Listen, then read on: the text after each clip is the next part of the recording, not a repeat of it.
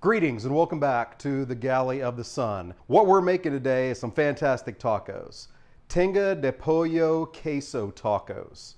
So Tinga de Pollo comes from Puebla, a state in Mexico. Also known for at least 4 or 5 Mexican presidents came from there. That's where mole comes from, and that's where chalupas come from, a Taco Bell favorite of mine. So let's get to cooking. First, we're going to take 8 to 10 garlic cloves, and you know I'm going to go on the high side for that. Throw them in the mason jar, and then just shake the bejesus out of them.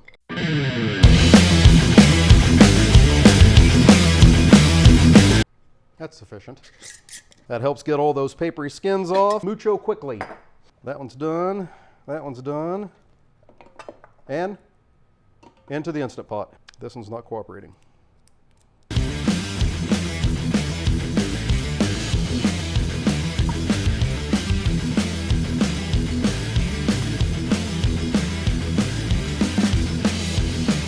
All right, now we work on our chilies. So what I have here is 7 Guajillo chilies. What I'm going to do with these is get the stems off, get the seeds out. It really doesn't matter how I cut these because they're going to go in here. They're going to cook for about 35 minutes. Then we're putting them into the Vitamix, and that will liquefy anything. So no big worries. So we'll get the stems off of all of these first.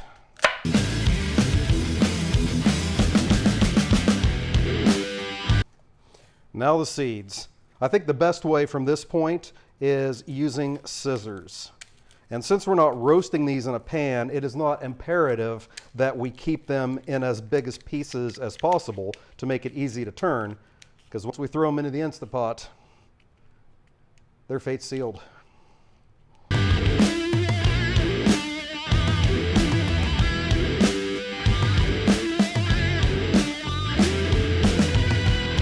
If you miss 1 or 2 seeds, it's not the end of the world at all. But try and get most of them. Especially if your blender is sketchy. Now, we've cooked before with dried chilies on the Galley of the Sun. And like I said before, don't worry about the heat. There is hardly any heat in these peppers at all. Just an incredible, rich, smoky flavor. For those of you that like the heat, well, we're going to add some chipotles later, and if you really like the heat, just add more than I do. Okay, next thing that's going to go in is an entire sweet onion. And as with everything else, just a rough cut is fine. Next in is 6 Roma tomatoes, and we're just going to quarter those.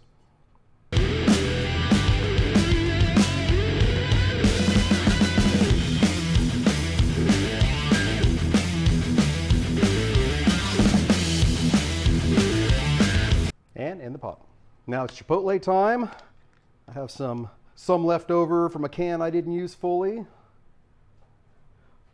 Recipe says about 6 peppers. That will give you a tiny little bite, but not significant heat at all. So anybody who doesn't like spices would probably be fine with this.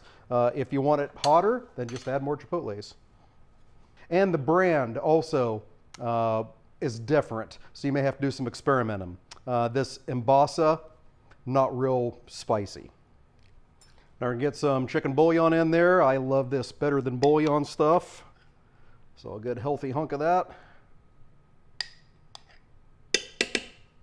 And then bay leaves. The recipe says 2. Mine were pretty small. So I have 3 of them. All right, last but not least, 1 entire chicken. That's the pollo part. Make sure you check your chicken, because sometimes the hide innards in there in the center. You don't want none of that. Sure enough. Got it.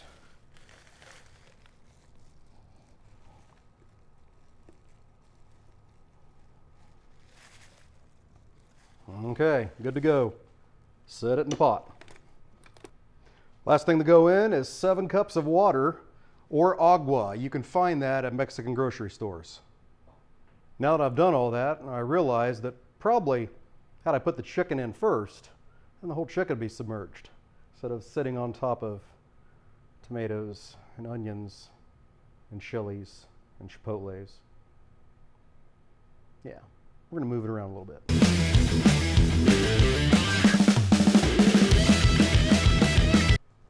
My chicken's submerged. Now it's time to get this a-cooking. Get our lid on. Get our lid on. Turn this on. High pressure.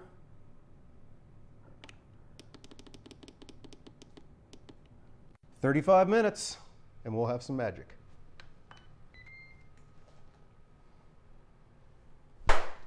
We're done in the Instant Pot. I have taken the chicken out and already deboned and shredded that. Now we got to get the rest of the stuff together for our sauce. So we're going to use a slotted spoon to make sure we don't get any stray chicken parts in here, because though the Vitamix will turn anything into liquid, we don't necessarily want a bunch of ground up chicken bones in our sauce.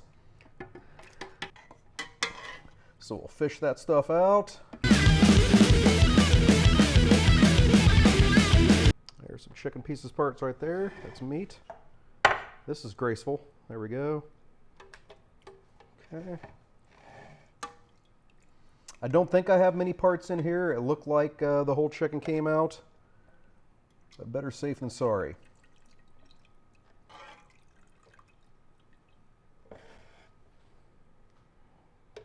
Oh no, that was a garlic clove. Yeah, it's a garlic clove. That ain't no chicken.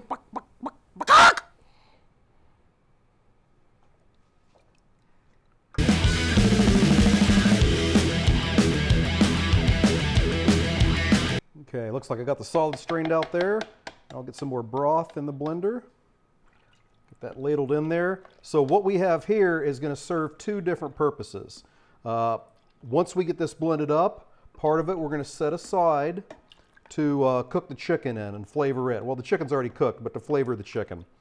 And then the rest of it we're going to take and we're going to strain. We're going to add a little bit of water to it, make it a little thinner, strain it, and then that's going to be the dipping sauce for our tacos. Yum, yum, yum, All yum. right.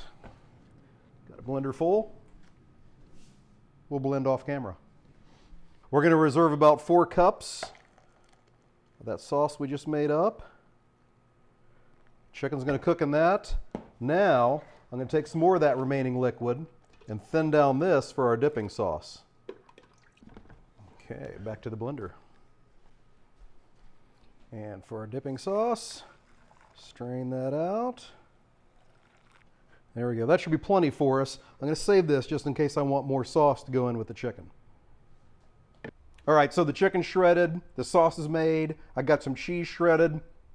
Now we need to put our filling together. So what I have in here is a pound of pork chorizo. I'm going to get that browned. We want this good and broke up. The chorizo is about 80% cooked. Now we're going to mix in the chicken and our sauce. Get it all heated up and get those flavors playing nice together. Going to add a teaspoon of black pepper and a teaspoon of cumin.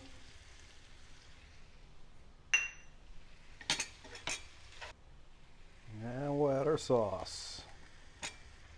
Make sure everybody gets covered. Turning that heat down to low, because all I'm doing now is just warming up this mixture and letting those flavors meld. Sounds like the director has arrived. Very good timing for us, because the director does not tolerate cold food. All right, just gonna let that simmer for a while. So our taco innards have simmered enough. Now I'm gonna take a pan, put it on medium-high heat, get some avocado oil in there, and we're gonna start making tacos. That oil all spread out and wait until I see a shimmer to start putting the tortillas in. Everything's fine.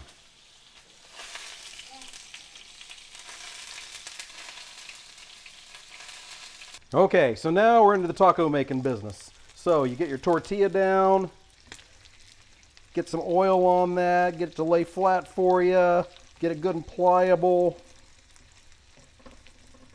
Got it. I put a good amount of meat in there. Okay, now I hit it with some cheese. I'm using queso fresca. Now we take our tortilla and we fold it over. Work with me. Work with me. There we go. Finally. All right. So as I'm finishing up the tacos from the horde here, we'll give them a try. Mmm. Mmm.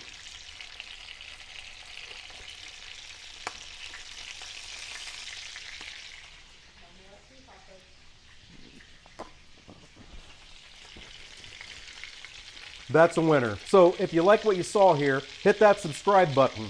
Hit that like button. If there's something that you'd like to see us cook, write it down in the comments. Did we totally hose this recipe up? Put it in the comments. Love to hear what you have to say. Until next time, fair winds and following seas.